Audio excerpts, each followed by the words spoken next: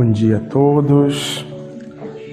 Vamos refletir um pouco na passagem do Evangelho de hoje, no livro de Mateus, né? O livro de Mateus, como todos vocês sabem, eu acho que sabem, né? O livro de Mateus, ele foi um dos evangelhos que foi escrito para lembrar um pouco do cumprimento de profecias, né? Do que o Messias esperado, no caso Jesus, nos evangelhos, era o cumprimento das profecias realizadas segundo a antiga aliança, né? O que a gente chama de Velho Testamento. E a velha aliança, ela dava dicas, vamos dizer assim, de referências do que seria o enviado de Deus. E numa dessas interpretações, né, que os judeus faziam do que era o Messias, era de um Messias militar, um Messias político, que ainda fazem, tá? Que iria vir arrebentando todo mundo, tá? Aí Jesus, ele brinca ali com essa interpretação do que seria esse Messias. Um Messias do fim do mundo, ou um Messias, no caso, segundo a perspectiva judaica, é só um restaurador de uma monarquia, tá? Não tem nada a ver com o fim do mundo. É só um restaurador de uma monarquia teocrática naquela região de Israel. E teocrático vamos dizer assim, um governo que se baseia na religião, tá? Em conceitos divinos que regem uma sociedade. E dentro dessa teocracia judaica não tinha espaço para um Messias bondoso, delicado, que conversava com as pessoas, que filosofava, que orava. Não estava no roteiro deles, tá? Eles não queriam isso. Mesmo que alguns profetas até falavam, ele vai ser assim, assim, assado, a gente não quer.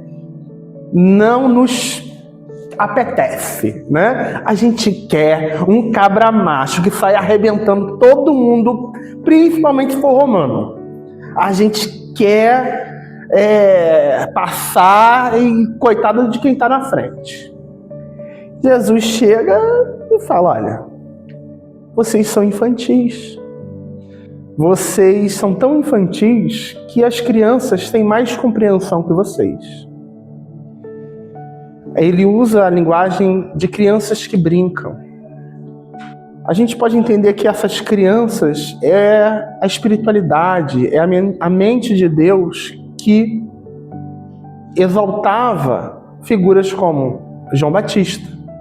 João Batista era um enviado de Deus, era um profeta que pregava arrependimento, jejum, busca no deserto, em oração. Tá errado? Não, é um caminho. Muita gente na história da humanidade, não só na nossa religião, mas em outras, buscaram Deus através de práticas ascéticas, de extrema, às vezes violência com o próprio corpo, tá? Mas são pessoas que estavam ali no caminho delas para fazer aquilo. João Batista era uma delas. De ir para o deserto e entender Deus como uma forma um pouco mais bruta, né?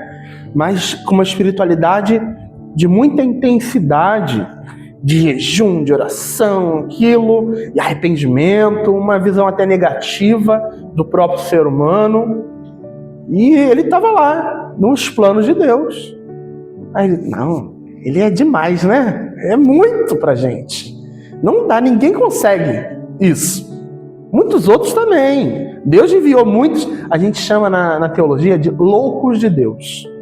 Os loucos de Deus são essas pessoas que parecem malucas, mas têm um contato tão íntimo com Deus que a sociedade não entende.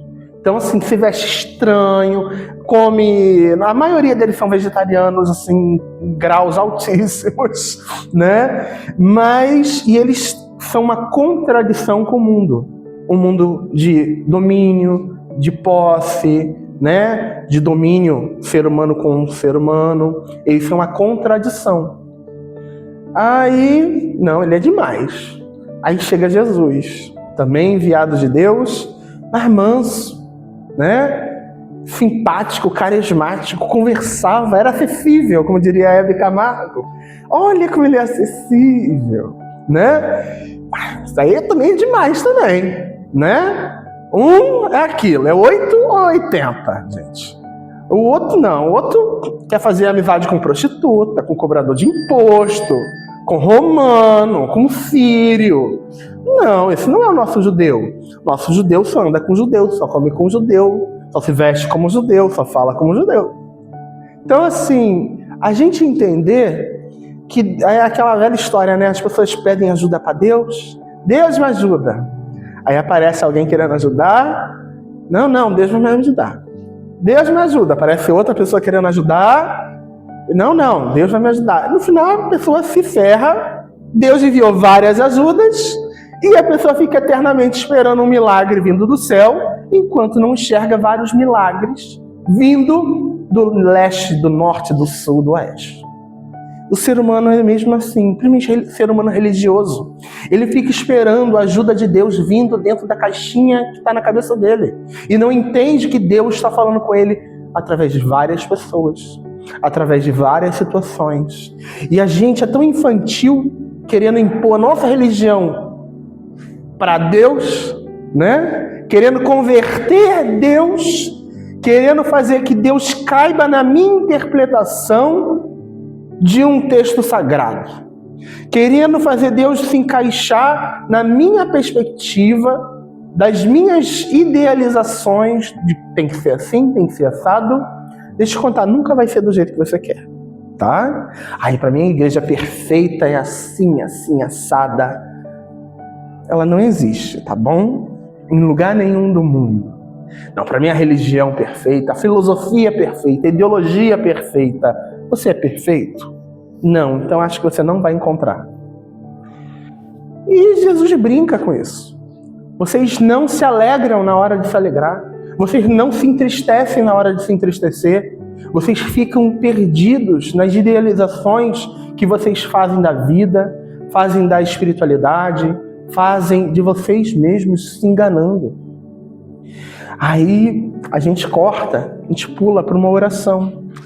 Uma oração que Jesus faz, e muita gente repete versículo por aí dessa oração, que é uma oração muito profunda e teológica, vamos dizer assim, né? De compreender aonde Deus está, aonde o Filho de Deus está. E ele fala, só pode entender Deus aquele que o Filho revelar. A gente, durante a nossa caminhada de vida, a nossa imaturidade espiritual, nossa imaturidade com a vida, pode ser de qualquer idade, pode ser de qualquer graduação acadêmica, pode ser uma pessoa bem-sucedida. A infantilidade espiritual, ou a maturidade espiritual, às vezes, quase nunca tem nada a ver com isso. Quase nunca. Da gente entender a delicadeza de Deus, e como cristãos a gente entender a delicadeza de Jesus se mostrar pra gente. Jesus se faz presente em todo momento de nossa vida, mesmo quando a gente acha que tudo está perdido, mesmo quando a gente acha que a gente não tem condições de passar por uma provação, de passar por situações que a vida vai mostrando pra gente, ele fala, eu já me revelei para você. Basta você ter olhos para enxergar. Basta a gente sentir no nosso coração, mas isso é muito subjetivo. Tenta ser subjetivo. Tenta se abrir para o Espírito Santo de Deus para entender essa força que caminha em você. Para a gente perder um pouco dessa imaturidade espiritual que muitas das vezes está esperando alguns, a maioria, quer que aconteça com fogos de artifício, com milagre, com perna brotando da pessoa e que caia um cofre de ouro gigantesco e a pessoa seja bem-sucedida e que a pessoa tenha paz de espírito, sanidade mental, 24 horas, impossível. Mas está esperando milagres.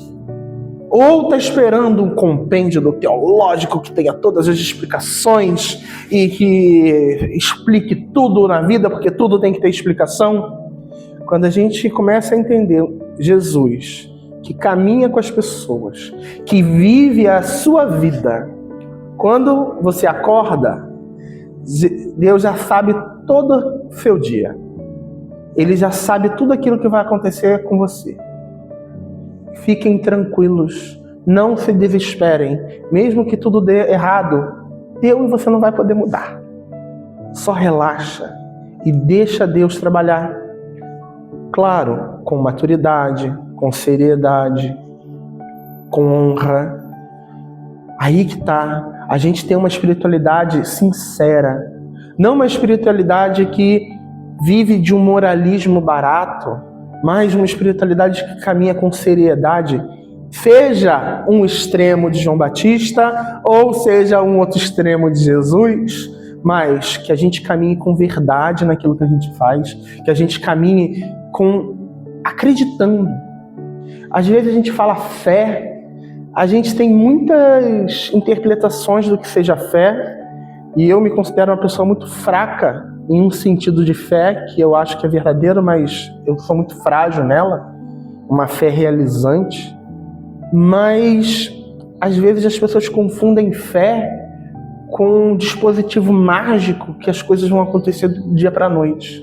Fé é ter esperança de que no final tudo vai dar certo, mesmo que tudo esteja indo errado, mas você ainda acredita que você tem força para lutar, força para modificar as coisas, tá? Que as coisas não vão se modificar se você não fizer nada, mas você tem que acreditar que você é capaz, que você tem dispositivos que Deus nos dá, esses dispositivos. Ele nos dá a Escritura Sagrada, Ele nos dá os sacramentos, Ele nos dá o poder da oração. Então orem, se conectem a Deus, se fortaleçam em Deus, porque Ele é manso e humilde de coração. Nós devemos seguir o exemplo dele de sermos mansos em meio à tempestade. Nós devemos seguir o exemplo dele de sermos humildes diante de tanta prepotência, vaidade e ostentação. Nós devemos ser sinais de contradição no mundo, sendo loucos de Deus. Pessoas que, vivendo nesse mundo, convivendo nesse mundo, sejamos pessoas harmoniosas convivendo nesse mundo, mas mostrando diferença de caminhar nesse mundo. Mostrando de que nós podemos ser luz nesse mundo. Mesmo que esse mundo esteja mergulhado em desavença, em guerra, é só ligar a TV e a gente sente uma tristeza muito grande.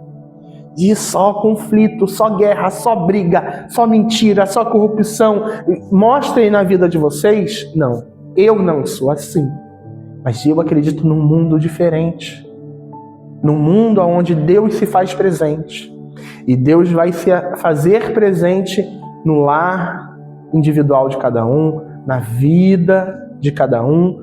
Imagina, um bairro todo modificado, uma cidade toda modificada. Nós podemos fazer.